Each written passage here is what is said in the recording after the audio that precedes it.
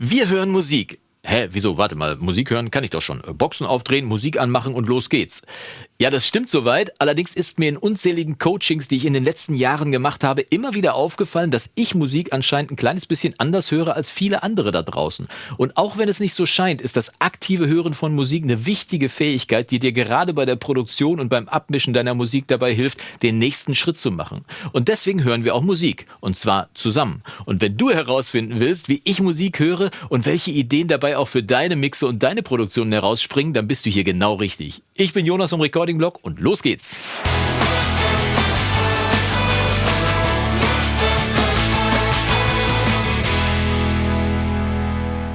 Tag und schön, dass du wieder eingeschaltet hast zu einem weiteren Video im Recording-Blog, dem ersten in meiner brandneuen Reihe Wir hören Musik. In dieser Reihe höre ich mir mit dir zusammen Hits aus allen Epochen an, sag dir spontan, was mir dabei auffällt im Mix, Arrangement oder auch Produktion und vor allem, wie uns das schon für den nächsten Mix weiterhelfen kann. Und keine Angst, das ist jetzt kein ausgewachsenes Harmonielehre-Seminar oder eine Mixanalyse so nach dem Motto, der hört ja das Gras wachsen, sondern vielmehr so eine Nummer wie lass dich inspirieren und wir lernen von den Großen.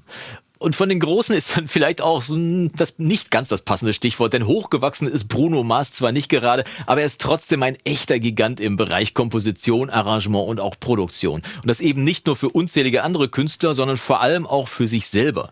Und deswegen hören wir uns mal heute zusammen Locked Out of Heaven von Bruno Mars an. Das machen wir zusammen drüben an meinem Rechner und wenn du der Meinung bist, dass dir dieses Video hilft, dich weiter zu verbessern, dann zeig's mir über einen Daumen nach oben und wenn du hier schon Abonnent sein solltest, aber in Zukunft wirklich kein Video wie dieses hier mehr verpassen möchtest, dann klick jetzt bei der Benachrichtigungsglocke neben dem Abo-Knopf direkt noch auf die Alle-Glocke, denn nur dann sagt dir YouTube auch wirklich Bescheid, wenn es hier was Neues gibt. Und ich weiß, dass dieser Hinweis nervt, aber ich bekomme immer wieder Nachrichten, die sagen, ey, ich habe ein Abo, aber ich kriege trotzdem nichts mit, was bei dir los ist. Das ist der Grund. Ja, die Alle-Glocke. Also, die anklicken und wir gehen jetzt mal rüber und hören unserem Freund Bruno bei der Arbeit zu. Los geht's. So, da sind wir schon in der Session und ich würde sagen, los geht's. Wir hören Musik, Bruno Mars, Locked Out of Heaven.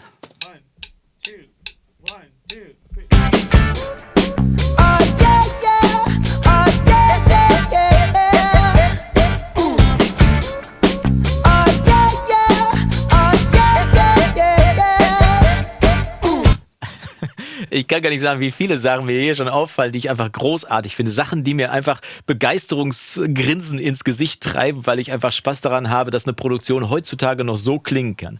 Also zuerst mal der Vorzähler ist ja schon eine großartige Sache. Dass hier also wirklich eingezählt wird, dass hier wirklich vorne ganz klassisch mit einem Stock eingezählt wird, der Song geht schon mal los. Dann ist es der Sound vom Bass, der wirklich knochentrocken ist, der also nicht jetzt irgendwie so ein ultimativer Subbasswühler ist, sondern der wirklich eher im Bereich zwischen 100 und 200 Hertz zu suchen ist. Die Bassdrum ist auch nicht mega fett, das heißt, der Song glänzt nicht durch ein mega Low-End, sondern ganz im Gegenteil, er ist eher so produziert wie die Songs in den 70ern, die auch auf Platte gepresst wurden. Das sorgt aber auch dafür, dass der Song eben nicht untenrum vollgemulmt ist und irgendwie nicht nur durch den Bass anschiebt, dass man jetzt auf die Tanzfläche geht, sondern vor allem, weil dieser straighte Groove, der da gespielt wird, dass der wirklich cool ist. Also der Bass, achte mal hier, ich habe extra hier so ein Spektrometer, den Spun aufgemacht, damit ich dir mal kurz zeigen kann, wo der Bass tatsächlich liegt. Und wenn wir mal genau auf den Spun gucken, dann achte mal auf die beiden Hügelchen, die so bei 100 und bei 200 Hertz sind. Das ist der Bass und seine Oktave da drüber. Da findet der statt gar nicht mal so unfassbar tief, also eine Oktave tiefer im Bereich 50 Hertz, sondern eher bei 100 oder 200. Achte noch mal drauf.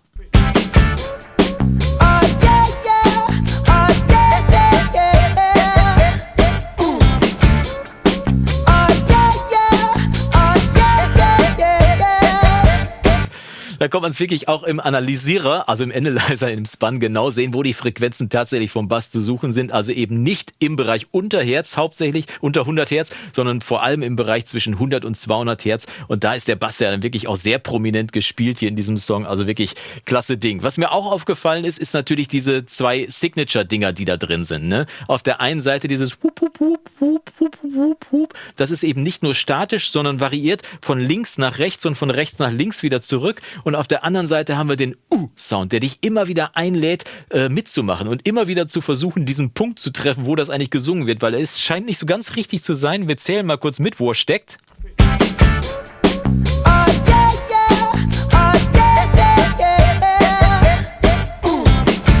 Auf der 3. Und die 3 musst du erstmal treffen, also wenn du jetzt nicht die ganze Zeit damit beschäftigt bist, mitzuzählen im Song. Aber irgendwie hat man es dann nach 2 Minuten da doch drin, immer diesen Punkt auf der 3 zu treffen, wo der kommt. Und der ist wirklich voll im Stereo-Panorama verteilt. Der ist nix Mono in der Mitte, sondern der ist wirklich voll Stereo aufgeteilt hier, damit der den Rest des Mixes nicht also komplett in Ruhe lässt. So, jetzt haben wir also schon eine ganze Menge. Wir haben auf den Bass geachtet, der Beat ist sehr straightforward, Einzähler. Wir haben 2 Signature-Sounds, also 2 Hooks, wie man heutzutage sagt. Einmal das und einmal das Hup, Hup, Hup, Hup, Hup, Hup, Hup, Hup.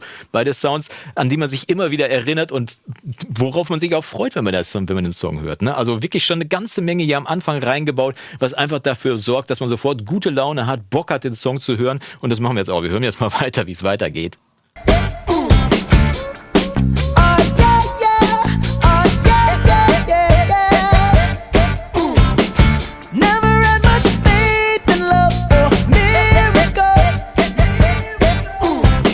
Was wir ja auch hören, ist, dass ganz wenige Elemente gleichzeitig spielen. Wir haben Schlagzeug, Bass, die Gitarre nicht durchgängig irgendwie Legato gespielt, sondern eher rhythmisch gespielt, der Gesang. Das heißt, der ganze Mix wirkt allein deswegen schon sehr luftig, weil eben nicht so viele Instrumente gleichzeitig spielen. Das ist also vom Arrangement her wirklich sehr kompakt und sehr minimalistisch gehalten an der Stelle. Und trotzdem ist alles da, weil alle Instrumente genau das spielen, was sie müssen. Und achte mal auf den Bass, der spielt auch viel auf die Bassdrum. Dadurch wirkt der Bass auch fetter, ne? Weil immer, wenn Bassdrum und Bass zusammentreffen, dann wirkt es so, als wenn das ein fetter Basston wäre. In Wirklichkeit ist es die Kombination aus beiden. Das heißt, wenn du eine Aufnahme hast, wo du es schaffst, dass Bass und Bassdrum gleichzeitig spielen, brauchst du dem Bass gar nicht so viel Low-End geben, weil die beiden ergänzen sich an der Stelle und können dadurch kombiniert einen deutlich fetteren Basssound akustisch im Kopf des Zuhörers generieren, als eigentlich da ist. Weiter geht's. Never wanna put my heart on the line. But swimming in your world is something spiritual. I'm gonna get every time you spend the night. Cause you say ich halte mal hier kurz an. Ich habe jetzt hier die Zeit gerade eingeblendet. Wir sind bei 43 Sekunden. Der Song läuft seit 43 Sekunden, hat mich im Prinzip schon ab der ersten Sekunde gehabt. Aber spätestens bei 43 Sekunden kommt jetzt der Pre-Chorus. Das heißt, wir nehmen jetzt Anlauf, um in den wichtigsten Teil des Songs reinzukommen, in den Chorus. 43 Sekunden. Mal gucken, wann wir im Chorus landen. Und dann kommt schon das nächste Teil. Ne? Wir sind im nächsten Part drin und jetzt kommt plötzlich dieser Klatscher dazu, der da mitspielt, der jetzt also dafür sorgt, dass jetzt hier dem Zuhörer angedeutet wird, nicht bewusst oder sonst, sondern eher unbewusst angedeutet wird, jetzt geht's in den nächsten Teil rein. Ich bereite dich schon mal darauf vor, dass jetzt hier noch was dazukommt und das ist der Klatscher. Hören wir nochmal an der Stelle, wenn er dazukommt.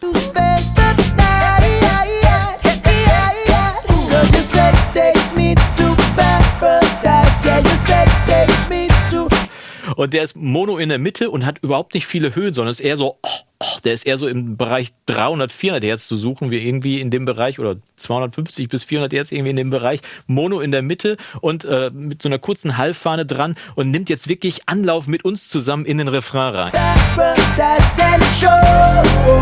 Legato-Bass.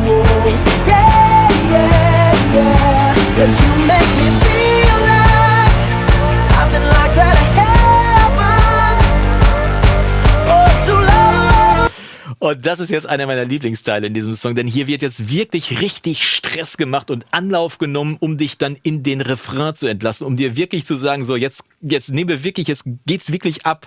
Wir haben die Bassdrum, die in Vierteln durchspielt, also Four on the Floor quasi. Wir haben einen tiefen Synthesizer-Sound, einen richtigen fetten Sägezahn-Sound, der richtig vor sich hin brummt. Wir haben die Gitarre, die durchspielt. Wir haben ich höre noch mal kurz rein, was da noch alles spielt.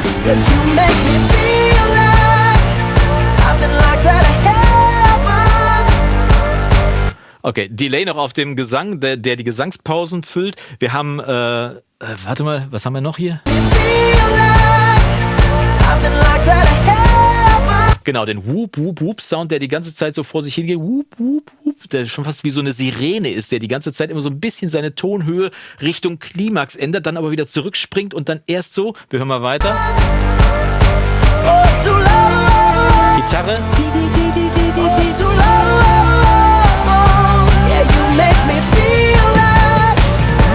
Jetzt kommen die Toms im zweiten Teil vom Pre-Chorus dazu. Also es wird jetzt richtig energetisch. Die Toms kommen noch dazu.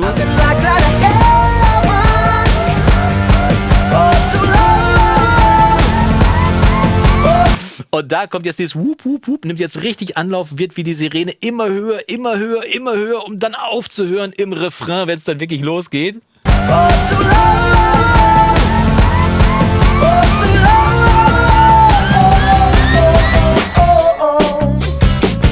Und dann sind wir wieder im Grundgroove und es geht eben nicht volle Pulle ab, sondern es ist so ein bisschen so wie fast schon so ein Coitus Interruptus an der Stelle. Es wird so eine riesen Rampe aufgebaut mit der Sirene, mit dem Synthesizer, mit den Toms, mit allem, was drin spielt irgendwie.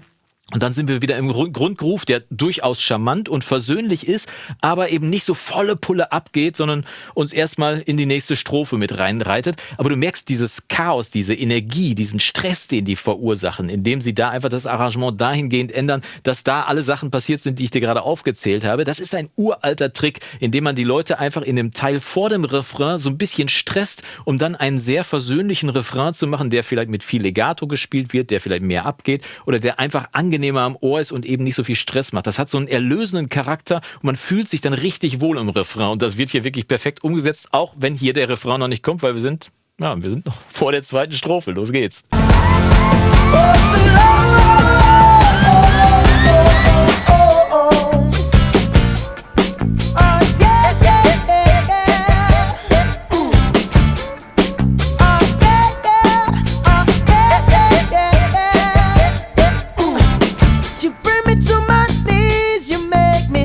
So, zweite Strophe fängt an und als erstes ist vom Schlagzeug nur noch die Hi-Hat da. Das heißt, Bassdrum und Snare sind weg, das heißt, die sind weggenommen, es fällt alles noch ein bisschen runter, man ist voll im Tanzen, aber da wird jetzt ein Element einfach mal weggenommen und auch das ist ein alter Trick. Einfach mal ein kleines Element rausnehmen, man kann es später wieder dazugeben und hat sofort wieder Abwechslung im Mix und im Arrangement. Sehr, sehr geschickt gemacht. Nochmal.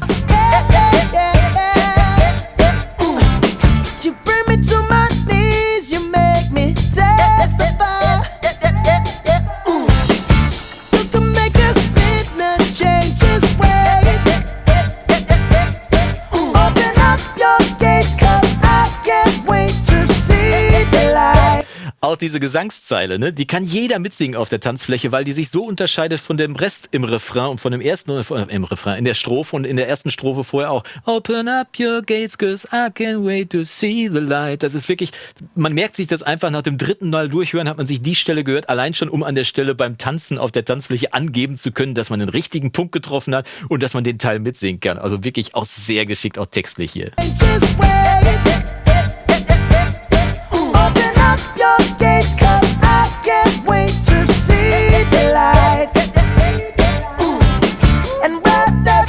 Auch da eine Wiederholung im Delay. Ne? Man soll ja eigentlich Sachen nicht immer und immer wieder machen, aber so Delay-Shots, also so Wiederholungen von Delays sind einfach ein probates Mittel in jedem Mix. Das heißt, meine Empfehlung an der Stelle schon mal, in jedem Mix darfst du gerne mit Delay-Shots arbeiten und Wiederholungen durch Echos einfach mal einfügen. Achte nochmal drauf.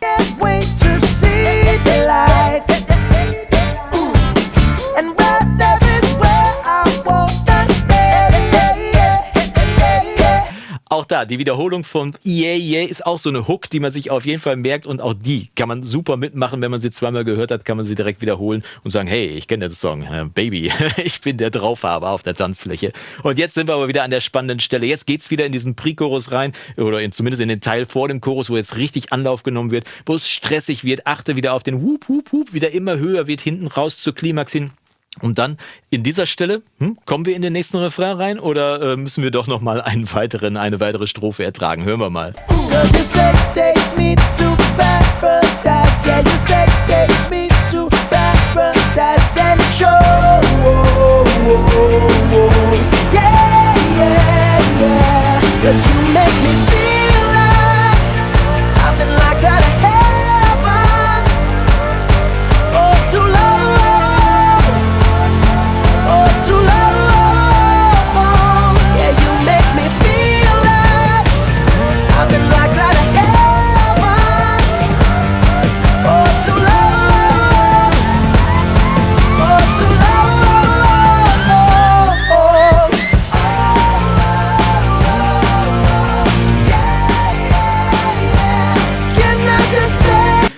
Alter Schwede, das Ding geht derart ab an der Sache, weil wir sind so aufgeladen. Wir wollen, dass es jetzt wirklich losgeht. Irgendwie. Dann kommt das Schlagzeug auch noch mit dem Ride-Becken da rein, nimmt noch einmal Anlauf mit dem Break, baff, bang und haut dann auf dem Ride-Becken drauf und das Ganze brennt die Hütte nieder. Das ist wirklich unfassbar, dieser Song. Der geht so derart ab.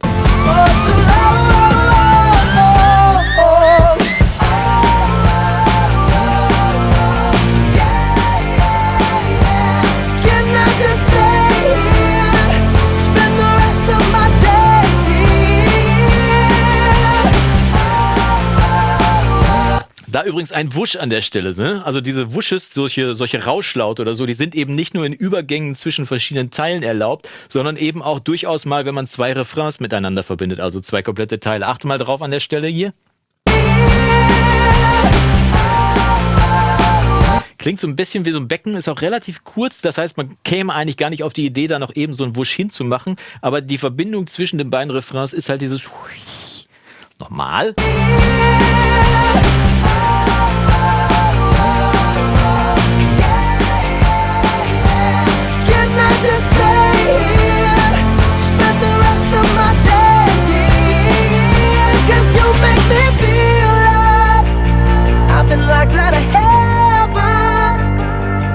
So, da nimmt das Ganze jetzt nochmal ein bisschen Energie raus, aber der Bass bleibt trotzdem stehen an der Stelle. Ne? Die Gitarre spielt in ihren Achteln durch, ding, ding, ding, ding, die Oktaven, die da gespielt werden, aber das Schlagzeug ist komplett weg. Das heißt, wir sind jetzt quasi schon wieder in dem Pre-Chorus-Teil, der jetzt wirklich nochmal Stress macht, Energie aufnimmt und uns dahin leitet, dass wir dann im letzten Refrain nochmal explodieren dürfen.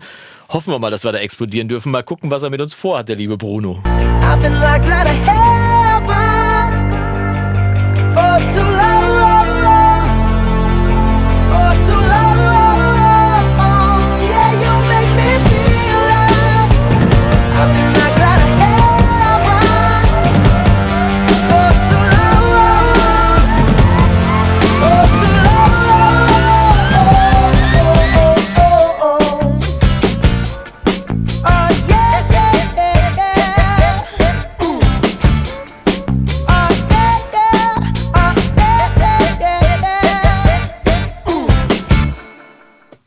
Und dann gibt er uns den Abgehteil nicht nochmal. Das ist, also, wenn wir dann nochmal abgehen wollen, müssen wir den Song halt nochmal hören. Das ist ja nicht zu fassen. Wo stehen wir? Wir stehen bei 3 Minuten 50, wie man hier sehen kann. Und das sind, glaube ich, die kurzweiligsten 3 Minuten 50, die ich seit langem erlebt habe, weil der Song hat so viel zu bieten und so viele Kleinigkeiten, die noch alle drin sind, die ich jetzt noch alle gar nicht angesprochen habe. Ich wollte das Video ja nicht 35 Minuten lang werden lassen bei einem Song von 3 Minuten 50 Länge.